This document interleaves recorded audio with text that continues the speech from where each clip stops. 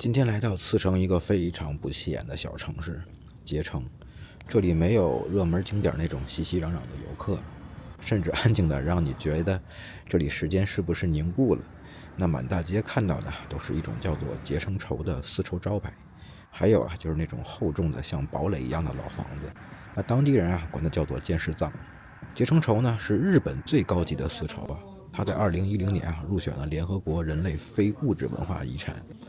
那放眼整个日本丝绸界这是唯一入选的。如果你把范围扩大到织物类的话，那它也是日本唯二入选的，所以大家可以很直观的感觉到它有多么重要从表面上看这是一个正在老去的丝绸之乡，但如果你翻开东京大学史料编纂所的档案，你会发现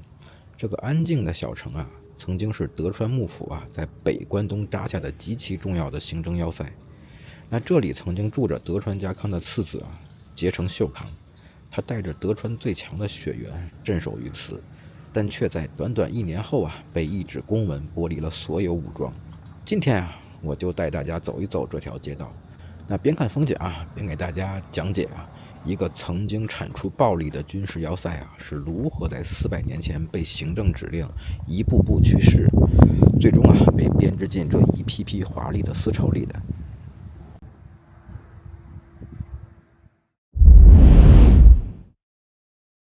咱们先来到结城城址。那这期讲的东西我会大量引用东京大学史料编纂所的一些论点那关于结城之地的权力更迭并非源于自然的朝代更替，而是始于一场精密计算的血缘错位庆长5年呢，德川家康的次子结城秀康以入继结城氏的名义承袭此地15万担。这在表面上是明文的存续，但在幕府的系统审计中这叫血缘进驻。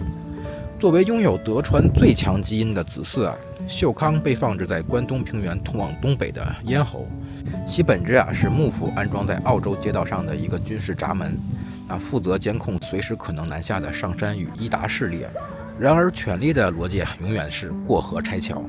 战时的功能插件必须在战后被及时处理。仅仅1年后的庆长6年转封令下，秀康奉命移封越前。这不只是一次人事调动，随着结城市旧有武士团的集体外迁这座400年的古城经历了彻底的城郭破缺。幕府不仅搬走了士兵更通过拆毁石原与壕沟，在物理层面抹除了这片土地产生反抗的可能性当这种物理层面的武装被正式改易，结城的历史定位由军事要冲转变为幕府直辖的预料。在幕府的行政审计中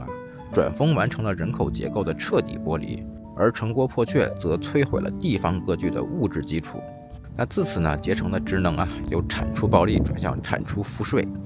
在东京大学史料编纂所的记录中这种性质变更标志着结城正式被纳入晋室封建体制的行政闭环。原本用于防御的军事闸门被重塑为生产结成绸的专用工坊。通过这种降维式的职能重组幕府完成了对北关东地缘逻辑的彻底格式化。现在看到这个3日月桥其实有一个埋藏金的传说。当年结城家据说在这里藏了1.8兆日元的埋藏金那在大正的时候呢，政府在这里挖掘过，至于挖没挖到就不知道了。那接下来咱们就要介绍日本最高级的丝绸结成绸了。当武力被抽离后呢，行政空白便由结成绸的产业所填补。结成绸是一种极致纯粹的丝绸，与追求光泽的须子不同。结成绸的原料是未经强碾的真棉，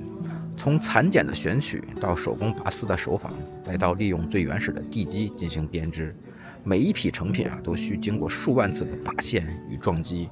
结成绸跟咱们常见的丝绸最大的区别在于咱们认知中的丝绸通常是有光泽的，是丝滑的，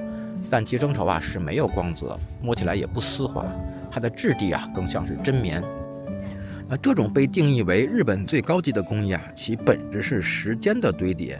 在幕府的经济律令中结成绸被指定为御用达之物。根据佐藤进一关于进士法制的结构这种极致耗时的产出其底层逻辑是产物供纳。结成绸的制作流程啊，在逻辑上执行了极其严格的肉体占用。不同于其他地区已引入的先进缫丝技术啊，结成绸被强制保留了手纺与地基的原始形态。每一匹绸缎的形成啊，需由领民耗费数月的绝对时间进行低效率的重复。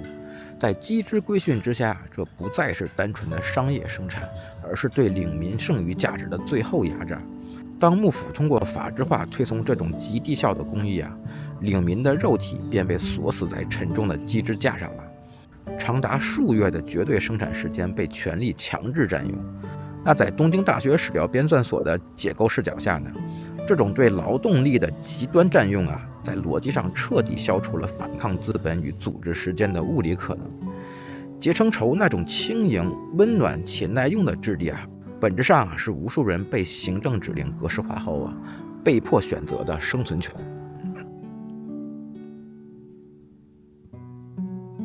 这个是传统工艺馆，也是周四休息。幸好啊，我这期拍的内容啊，跟体验这些传统工艺啊没什么关系，所以不会很冲突。但如果大家要来这里观光，并且要体验这些传统工艺的话，一定不要周四来，不然你就白跑一趟。那来到结城之后啊，你还会发现一个特点，就是这里有非常多高等级、高规格的古刹。但如果对日本寺庙体制有一定了解的朋友啊，你会发现这些古刹与这里格格不入，感觉是两个时空的东西被强制缝合在了一起。这就是结成町的空间布局，是寺坛制度行政深度的呈现。在幕府的律令体系中啊，这些街道两侧林立的高等级寺院啊，其首要职能呢，并非宗教弘法，而是执行户籍审计。根据佐藤进一关于进士法制的结构啊，寺院是幕府在基层设立的宗门改行政场所，每一座寺院都对应着特定范围的坛家，领民的出生、迁徙、婚姻乃至死亡啊，皆需通过寺院签发的寺请正文进行行政确认。这种由宗教权威背书的行政结界啊，在逻辑上切断了领民脱离体系的可能。幕府啊，无需在结城派驻重兵，通过寺院对领民灵魂与肉体的双重锁死，结城完成了一次无声的知觉规训。在东京大学史料编纂所的权力图谱中呢，结城的密集寺院构成了一个非物理的逻辑高墙。当机制规训消耗了肉体时间，寺坛制度则锁定了社会身份。至此呢，结城从战国的军事要冲啊，彻底转化为一个被律令高度掌控下的封闭行政样本。那这就是结城宁静外表下的真相，一个被编织在丝绸里，并被封印在寺庙账本中的失去了自主权的文明。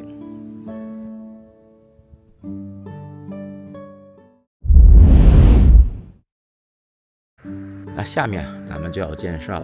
结城这里的另外一大特点，就是保存下来的众多的建士葬啊。所谓的建士葬啊，是日本进士特有的一种建筑形态。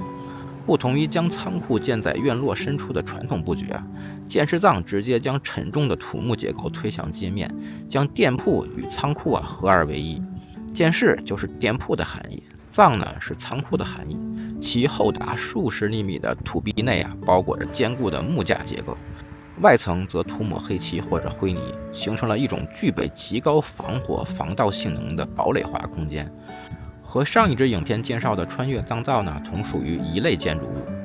之前穿越也说了，这种建筑物啊，并非单纯的防火防灾。那根据东京大学史料编纂所关于进士都市的防灾与治安的解构，这种建筑物最大的作用啊，是私人资产的空间固化。在幕府频繁颁发的简约令与实行御用金的背景下，结城商人通过将财富转化或封装进不可移动、难以掠夺的土葬建筑，完成了对脆弱资产的不可流动性的锁死。那这种黑色的封闭的外壳啊，在逻辑上构成了一种防御性的展现。建士葬的厚度啊，象征着民间财富与行政权力之间的最后结界。商人们在机织规训的裂缝中啊，通过这种昂贵的建筑，为自己保留了一块无法被律令轻易抹除掉的私有空间。至此呀，结城的权力图谱呈现出最终的闭环：寺院在锁死身份，织机在耗尽时间，而建士葬啊，则在黑色的土墙之后，沉默地守护着最后那不被允许流动的资产残留。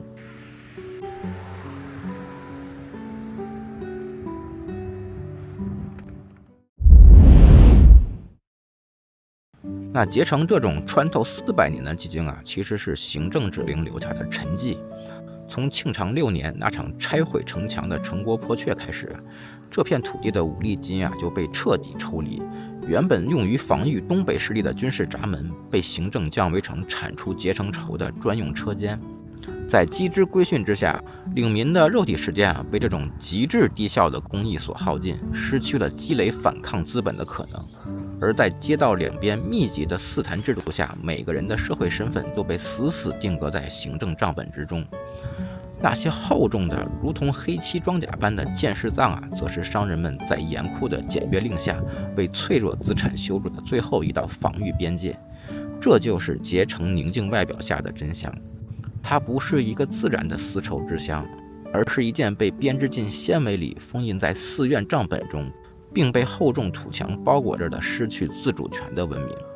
当物理的城墙倒塌呢，逻辑的高墙啊便拔地而起。这里的人们啊，并不曾拥有过这片土地，他们只是在行政指令的缝隙中啊，交付了所有的肉体时间，换取那一份卑微的生存权。